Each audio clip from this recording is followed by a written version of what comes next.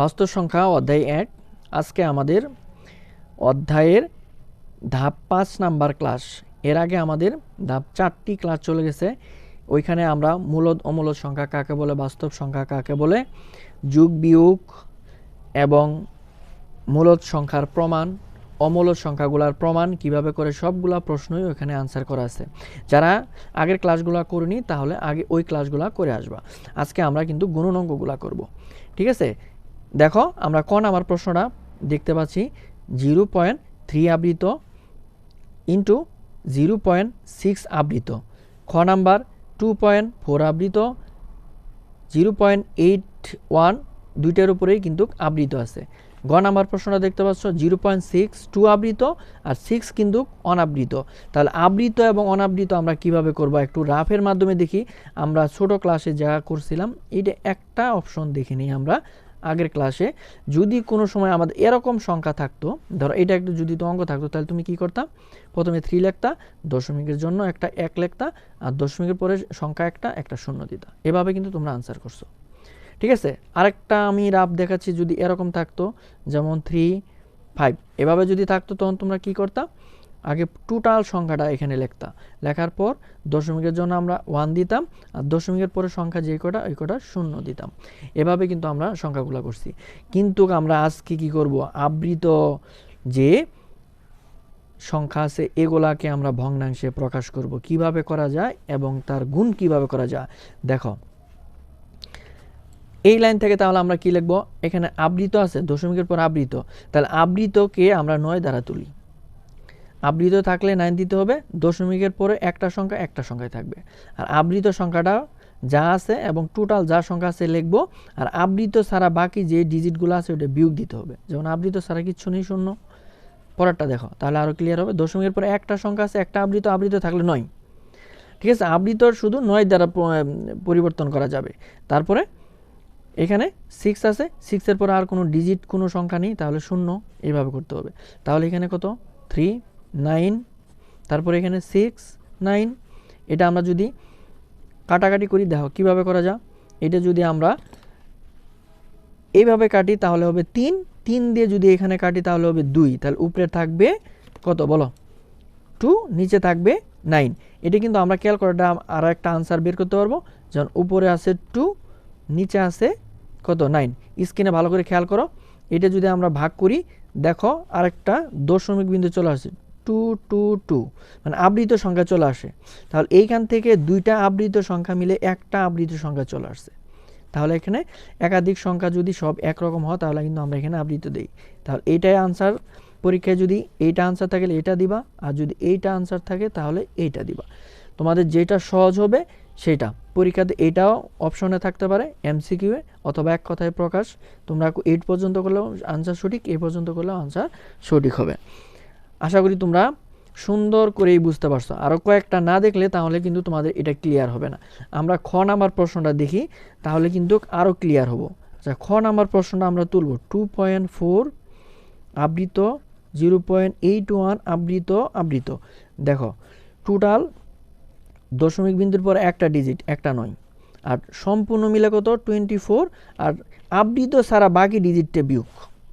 আমি আবার বলছি, টোটাল 24, আবৃত সংখ্যা ছাড়া বাকি সংখ্যাগুলা বিয়োগ। দেখো দশমিক বিন্দু দুইটা সংখ্যা, দুইটা আবৃত, তাহলে দুইটা 9।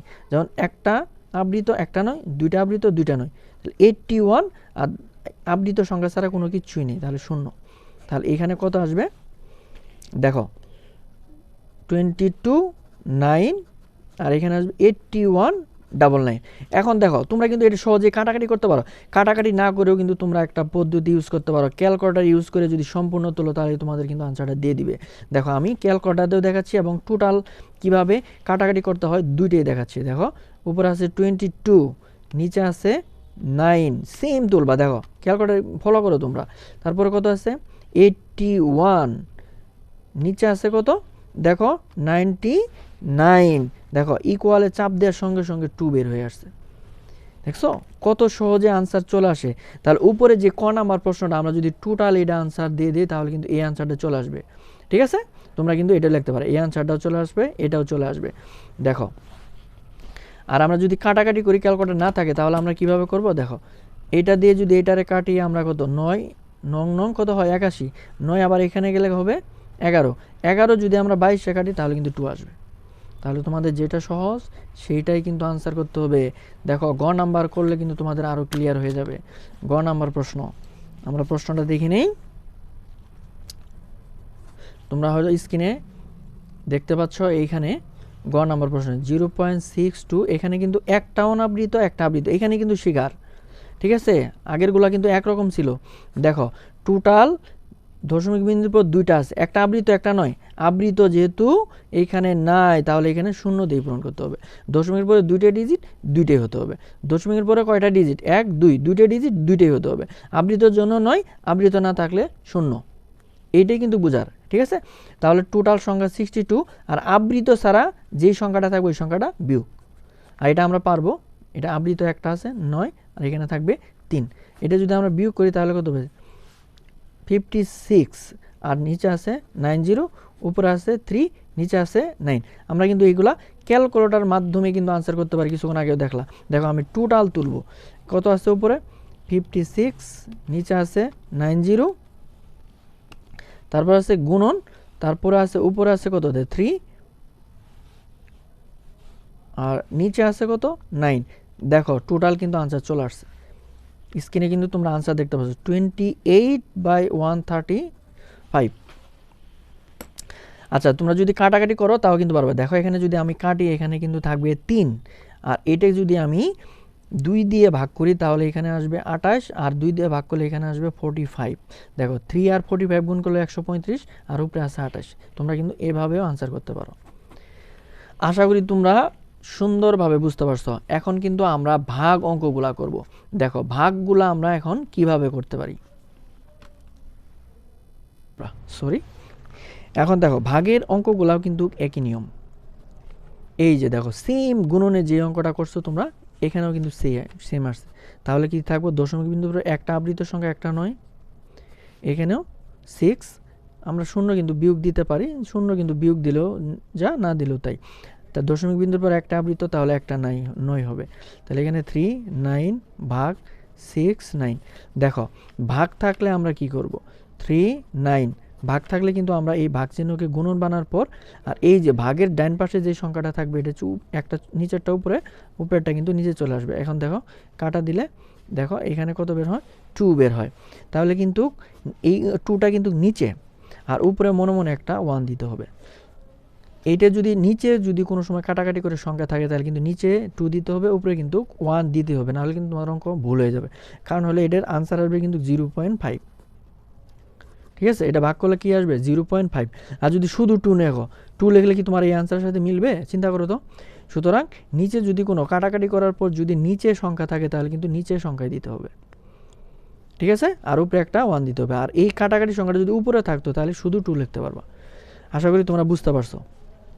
আচ্ছা এখন আমরা খ নাম্বার প্রশ্নটা করব। দেখো খ নাম্বার এইখানে কত আছে 35, আর আবৃত ছাড়া বাকি সংখ্যাগুলো বিয়োগ। যারা বুঝতেছ না তারা কিন্তু এখানে খেয়াল করো, একটার পর একটা করলে কিন্তু আমাদের এই বোঝা গ্যাপগুলো কিন্তু শেষ হয়ে যাবে। দেখো 3 5 টোটাল হলো 3 5, আর আবৃত ছাড়া আছে 3, তাহলে 3টে বিয়োগ হবে। আচ্ছা এখন আমরা দশমিক বিন্দুর পরে দুইটা সংখ্যা, তাহলে একটা তো আবৃত আর একটা কিন্তু আবৃত ছাড়া, তারপরে ভাগ চিহ্ন। দেখো আমরা টোটাল সংখ্যা কিন্তু 17 দেখো আবৃত সংখ্যা ছাড়া কিন্তু 1 আছে, তাহলে 1 বিয়োগ হবে। আর নিচে দেখো আবৃত সংখ্যা একটা, দশমিক বিন্দু একটা সংখ্যা একটা, তাহলে একটা 9 হবে। এটা যদি আমি বিয়োগ করি তাহলে 32 90 ভাগ, দেখো উপরে থাকবে 16 9। দেখো আমাদের যেহেতু আনসার চলে আসছে তাহলে আমরা এই ভাগকে কি করব গুণন, 9 চলে যাবে উপরে, এটা চলে আসবে নিচে। দেখো এটা যদি আমরা কাটাকাটি করি তাহলে উত্তর কত আসবে 2 বার। এটা যদি আমরা কাটাকাটি করি উত্তর আসবে 10 বার। তাহলে উপরে আসলো 2, নিচে আসলো 10, ঠিক আছে। এটি কিন্তু আবার কাটাকাটি করা যায়, তাহলে কাটাকাটি করলে আমাদের এখানে আসবে 5। তাহলে উপরে মনে মনে একটা 1 দিতে হবে, 1/5। আর 1/5কে কিন্তু আমরা কি করতে পারি ভাগ করতে পারি। আর না হলে টোটাল তোলো। তোমাদের যদি কাটাকাটি করতে ভালো না লাগে তাহলে ক্যালকুলেটর দিয়ে ইউজ করো, ঠিক আছে। যেটা ভালো মনে হয় সেটা করো। তাহলে এটার আনসার আসবে 0.2। দেখো আমি ক্যালকুলেটর তুলে আবার তোমাদেরকে দেখাচ্ছি, খেয়াল করো এখানে কি কি আসছিল। এই যে 32 তারপরে 90 গুণন উপরে আছে 9, নিচে আছে কত 116। দেখো আনসার কিন্তু চলে আসবে, এই যে দেখো 1/5। ঠিক আছে, অ্যান্ড এইচডিতে যদি চাপ দাও তাহলে কিন্তু আরেকটা আনসার হবে, দুইটা আনসার। এটাও কিন্তু পরীক্ষাতে আসতে পারে, ঠিক আছে, এটাও আনসার দিতে পারো।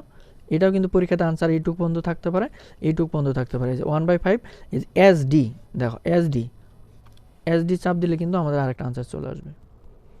আশা করি বুঝতে পারছো। তাহলে এইভাবে এসডি চাপ দিলে দেখো দুইটা আনসার আছে, এই দেখো, দেখছো, এই যে এসডি চাপ দিলে দুইটা উত্তর বের হয়, একটা ভগ্নাংশ, একটা দশমিক।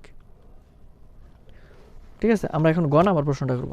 তোমরা কিন্তু স্ক্রিনে গ নাম্বার প্রশ্নটা দেখতে পাচ্ছ, এই যে গ নাম্বার প্রশ্নটা। আচ্ছা, আমরা এখন গ নাম্বার প্রশ্নটা এখানে লিখি 2.37 ভাগ 0.45, উপরে কিন্তু আবৃত চিহ্ন আছে। তাহলে এখানে আমরা কি লিখব, দশমিক বিন্দুর দুইটা সংখ্যা, একটা হলো আবৃত আর একটা আবৃত ছাড়া, তাহলে 90 হবে। তাহলে আমরা টোটাল 37, আবৃত সংখ্যা দেওয়া 23, তাহলে 23 কিন্তু বিয়োগ হবে, তারপরে ভাগ। এখানে কিন্তু দশমিক বিন্দুর পরে দুইটা সংখ্যা, একটা আবৃত একটা নয়, আবৃত ছাড়া থাকলে 0, আর এখানে টোটাল সংখ্যা হলো 45। ঠিক আছে, আবৃত ছাড়া একটা ডিজিট আছে 4 বিয়োগ। তাহলে এখানে যদি আমরা বিয়োগ করি তাহলে হবে 4 1, তারপর কত আছে 2 থাকবে। ঠিক আছে, আমরা বই থেকে দেখে নিই এই প্রশ্নটা কি আমরা ঠিক লিখছি কিনা। কত নম্বর প্রশ্ন? হ্যাঁ, ঠিক আছে। তারপর এখানে কত আছে 90 ভাগ, এটা বিয়োগ করো, তাহলে কত হবে 4190। এখন দাও 21490 ভাগটা আমরা গুণন করলে উপরে হবে 90, নিচে হবে 41। দেখো 90 চলে যা, তারপর এটা আমরা কিন্তু ক্যালকুলেটরে তুলতে পারি। থাকলো কত, দেখো উপরে আছে 214, নিচে আছে কত, নিচে আছে এই যে এখানে দেখো 41। আমরা দেখো আনসারে চাপ দিলে এইটাই চলে আসে, দেখো দশমিকে চলে আসে, এটাও চলে আসে। এখন তুমি যে কোনো একটা দিতে পারো, এটাও দিতে পারো 21441 অথবা 5.2195, এটা আনসার দিতে পারো। ঠিক আছে, আরও আছে 2195 12195 2195 12195, অথবা এটা আনসার দিতে পারো। আশা করি তোমরা বুঝতে পারছো। ঠিক আছে, আমরা আরও কয়েকটা সৃজনশীল দেখতে পারি। এখন সৃজনশীল আনসার হয়তো তোমরা পারবা, আগের ক্লাস যারা করছো আশা করি তোমাদের এই সৃজনশীলটা প্রবলেম হবে না। ঠিক আছে, আমরা তারপরেও একবার দেখে নিই।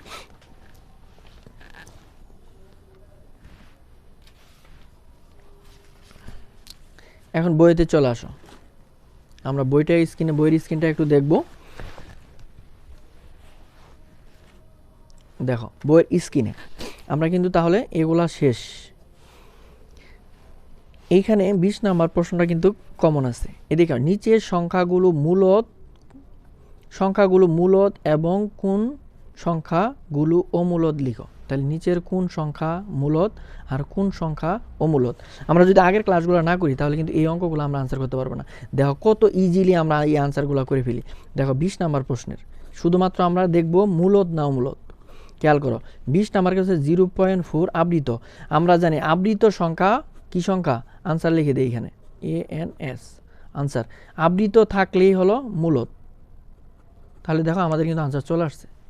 খ নাম্বার প্রশ্ন, এক লাইনে আনসার শেষ। দেখো 9 কিন্তু একটা পূর্ণবর্গ সংখ্যা, উত্তর কিন্তু আসবে 3। তাহলে 3 আনসার কত আসবে, এটাও কিন্তু একটা মূলদ সংখ্যা, আনসার কিন্তু কি হবে মূলদ।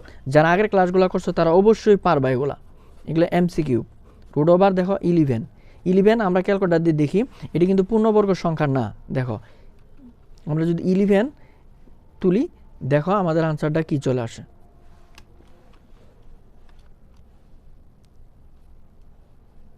রুট ওভার 11, দেখো আমাদের আনসার চলে আসে। দেখো 3.131662479। দেখো এই সংখ্যাগুলো আসছে, তাহলে কিন্তু আমাদের এই সংখ্যাটা কিন্তু আবৃত সংখ্যা না, তাহলে কি দশমিক সংখ্যা। ঠিক আছে, তাহলে এখানে আমরা কি বলতে পারি, অমূলদ সংখ্যা। যারা আগের ক্লাস করোনি তারা কিন্তু এগুলা পারবা না। অমূলদ সংখ্যা আমরা সহজে অ্যান্সার করতে পারতেছি। ঠিক আছে, মূলদ অমূলদ যারা চিনো তারা কিন্তু পারবা। প্রথম ক্লাসটা তোমাদের দেখতে হবে, তাহলে এদের কিন্তু এই এমসিকিউ তাদের কোনো এমসিকিউই না। দেখো ঘ নাম্বার, আমরা কিন্তু ক্যালকুলেটর দিয়ে সব আনসার করতেছি। এটা দেখো ক্যালকুলেটর তুললেই কিন্তু আনসারটা হয়ে যাবে। দেখো উপরে আছে √6, √6, নিচে আছে হলো শুধুমাত্র 3। দেখো আমরা আনসার চলে আসছে, আনসার দেখেই আমরা বুঝতে পারবো এই আনসারটা কি হবে। দেখো 0.8164, কোনো ডিজিট মিল নেই। যদি একরকম থাকতো তাহলে কিন্তু মূলদ হয়ে যেত, এই যে আবৃত সংখ্যা হয়ে যেত। একরকম যেহেতু নাই, তাহলে আমরা এত কিছু লেখার দরকার নেই, ডাইরেক্ট আমরা লিখতে পারি সংখ্যাটি কি সংখ্যা, অমূলদ সংখ্যা। এটাই অ্যান্সার, অমূলদ সংখ্যা। দেখো আমরা পরেরটা করব, ওমো নাম্বার। দেখো ওমো নাম্বার কিন্তু তোমরা স্ক্রিনে দেখতে পাচ্ছ, এই যে ওমো নাম্বার প্রশ্ন। ঠিক আছে, আমরা কিন্তু ক্যালকুলেটরে তুলে দেখি। দেখো উপরে আছে √8, নিচে আছে √7। দেখো এক নিমিষে আনসার চলে আসছে। দেখো কোনো আনসার মিল নেই, তাহলে আমাদের √8, √7, উত্তর আসছে 1.0690। কোনো অপশন মিল নেই, তাহলে কি সংখ্যা, অমূলদ সংখ্যা। ঠিক আছে, আমরা মূলদ অমূলদ যদি আমরা প্রথম ক্লাস না করি তাহলে কিন্তু এগুলো হবে না। ঠিক আছে, প্রথম দ্বিতীয় ক্লাস করতে হবে, না হলে কিন্তু আমরা বুঝতে পারবো না। আচ্ছা তারপর আমি একটু দেখাই দিচ্ছি, আগে আনসারগুলো শেষ করি।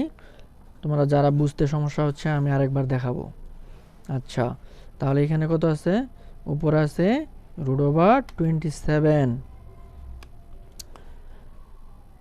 √27, নিচে আছে √48। তোমরা কিন্তু স্ক্রিনে দেখতে পাচ্ছ, দেখো চলে আসছে 0.75। দেখো এটা কিন্তু ভগ্নাংশে পরিণত করা যায়, তাহলে ভগ্নাংশ পরিণত করা 0.75 ভগ্নাংশ করা যায়। দেখো আমি যদি এটাকে ভগ্নাংশ করি তাহলে কত হবে, এটা কিন্তু 0.75 আছে, দশমিকের পরে, দশমিকের জন্য 1, দশমিকের পরে 2 সংখ্যা, তাহলে 2টা শূন্য। তারপরে এটা কিন্তু কাটাকাটি যা, 25 দিয়ে কাটলে হলো 3 বার, 25 দিয়ে কাটলে হলো 4 বার। দেখো 3/4 ভগ্নাংশ চলে আসছে। ভগ্নাংশ হলে কি সংখ্যা, মূলদ। ভগ্নাংশ হলে কি হয় বলো, মূলদ। ভগ্নাংশ হলে মূলদ। আর যেগুলো ভগ্নাংশ হয় না, দশমিক বিন্দুর পরে একাধিক সংখ্যা বের হয় তাহলে কিন্তু অমূলদ। দশমিক বিন্দু একাধিক সংখ্যা বের হলেই, একাধিক একের অধিক, যেগুলা ডট চিহ্ন দেওয়া, যা আমরা কি ভগ্নাংশে প্রকাশ করতে পারি না, সেগুলো কিন্তু অমূলদ। আমরা কিন্তু আগের ক্লাসে এটা জানি। দেখো 6 নাম্বার, যাদের ক্যালকুলেটর আছে তারা কিন্তু অতি সহজে আনসারগুলো করতে পারবা। দেখো আমরা কিন্তু এটা ইচ্ছা করলে ক্যালকুলেটর ইউজ করতে পারি। দেখো 6 নাম্বার কত আছে, আমরা এর উপরে আর একটা দিতে পারি। দেখো 2/3, 2/3, নিচে আসো, এইটাও আমরা ডাবল করতে পারি। এখানে যা আছে সেম তোলা যাবে, 3/7। দেখছো পুরাটা কিন্তু আমি ক্যালকুলেটরে তুলে দিচ্ছি। দেখো আনসার চাপ দিলে দেখো চলে আসছে, এই যে উপরে কত বের হয়েছে। আচ্ছা আমি প্রশ্নটা এখানে তুলে দিচ্ছি। এইখানে 2/3, 3/7, এটার আনসার কিন্তু চলে আসছে 14/9। এটা কিন্তু আমরা এখন দেখতে পারি। দেখো 1 পয়েন্ট চলে আসছে, 1 পয়েন্ট, সবগুলাই 5। তাহলে কি হবে বলো তো, এটা কিন্তু 1 পয়েন্ট আমরা শুধুমাত্র 5 আবৃত দিতে হবে। আবৃত মানে হলো মূলদ। দেখছো কত সহজ আনসার করা যায়। তারপরেরটা দেখো 5.639। দেখো দুইটা আবৃত চিহ্ন দেওয়া আছে, তাহলে আবৃত আছে মানে কি, আবৃত থাকলেই মূলদ।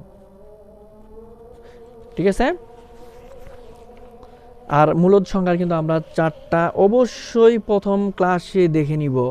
এদিকে খেয়াল করো, যেগুলো দশমিক বিন্দু একাধিক সংখ্যা বের হবে, ঠিক আছে, এগুলা কিন্তু মূলদ। আর যদি এই যে দেখো, যদি একরকম সংখ্যা বের হয়, একই সব সংখ্যা যদি একরকম হয়, তাহলে আর একটা ফোঁটা দিয়ে আমাদের কি, এই যে একটা সংখ্যা লিখে ফোঁটা দিলে হবে।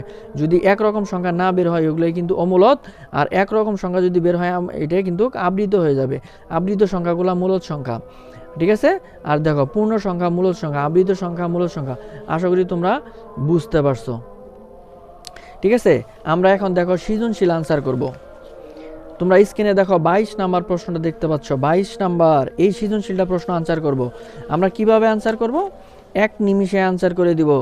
যা আমরা আগের ক্লাস যারা করছি তারা কিন্তু এটার জন্য আমি 1 মিনিট আনসার করব। তোমরা বলতে পারবা স্যার 1 মিনিটে কিভাবে আনসার করবেন? দেখো আমি 1 মিনিটে কিভাবে আনসার করি। দেখো ক নাম্বার প্রশ্ন বলছে কোনটি মূলদ কোনটি অমূলদ সংখ্যা? আমরা কিন্তু জানি √5 একটি এটা কি আনসার যদি বের করি তাহলে আমাদের কি আসবে? দেখো আমাদের প্রশ্ন কিন্তু দেখতে হবে তোমাদের, নাহলে কিন্তু আনসার করলেও বুঝবা না। কোনটি মূলদ কোনটি অমূলদ সংখ্যা? আমরা যদি √5 দিয়ে যদি আমরা চাপ দিই, দেখো আমাদের উত্তর বের হয় 2.2360 আর অনেক। তাহলে এটাকে আমরা নিশ্চিত বলতে পারি অমূলদ সংখ্যা। অমূলদ সংখ্যা। আর 4 নিশ্চিত কি সংখ্যা? 4 একটি স্বাভাবিক সংখ্যা। 4 একটি স্বাভাবিক সংখ্যা। স্বাভাবিক সংখ্যা। তাহলে স্বাভাবিক সংখ্যা কিন্তু কি সংখ্যা? মূলদ সংখ্যা। সুতরাং আনসার হয়ে গেছে। দেখো আমরা খ নাম্বার প্রশ্নটা কি হয়ে পড়বো? আনসার আমি একটা ক্লু দিয়ে দেই। এই প্রশ্নগুলা তোমাদের ধাপ 1, এই যে দেখো এই ক্লাসটা করতে হবে। প্রথম ক্লাসে এটা সুন্দর করে বোঝানো আছে। গ নাম্বার প্রশ্ন, এই আনসার আমরা কই করব? এইটা করব ধাপ 2-তে। দেখছো 1 মিনিট আনসার করে দিলাম। ধাপ 2-তে করব আমরা। তাহলে আগের ক্লাসগুলো যদি দেখি আমরা এই সৃজনশীলটা হয়ে যাবে। তাহলে আমরা এই যে পূর্ণবর্গ সংখ্যা নয়, এটাকে আমরা কি বলতে পারি? অমূলদ সংখ্যা। আর এটা কি? পূর্ণ সংখ্যা। পূর্ণ সংখ্যা একটা স্বাভাবিক সংখ্যা, তাহলে মূলদ সংখ্যা। খ নাম্বার এই ক্লাসটা আছে ধাপ 1-এ, আমরা আগের ক্লাসটা দেখে নিব। আর দেখো গ নাম্বার √5 একটি অমূলদ সংখ্যা। শুধু √5 না, রুট জাতীয় যতগুলা সংখ্যা আছে সবগুলা প্রশ্নের আনসার আমরা একটা ক্লাসে দিয়ে দিছি, একটা অঙ্কের মাধ্যমে। তোমরা যদি ধাপ 2 ক্লাসটা দেখো তাহলে কিন্তু এই গ জাতীয় যতগুলা অমূলদ প্রশ্ন আছে সবগুলা প্রশ্নের আনসার করতে পারবা। আশা করি তোমরা বুঝতে পারছো। আজকে এই পর্যন্তই, খুদা হাফেজ। আর তোমরা অবশ্যই অঙ্কগুলা ভালো করে করবা এবং নোট করে রাখবা। আর আগের ক্লাসগুলো দেখে তারপর এই ক্লাসটা যদি করো তাহলে তোমাদের জন্য আরও বেটার হবে। ওকে, খুদা হাফেজ।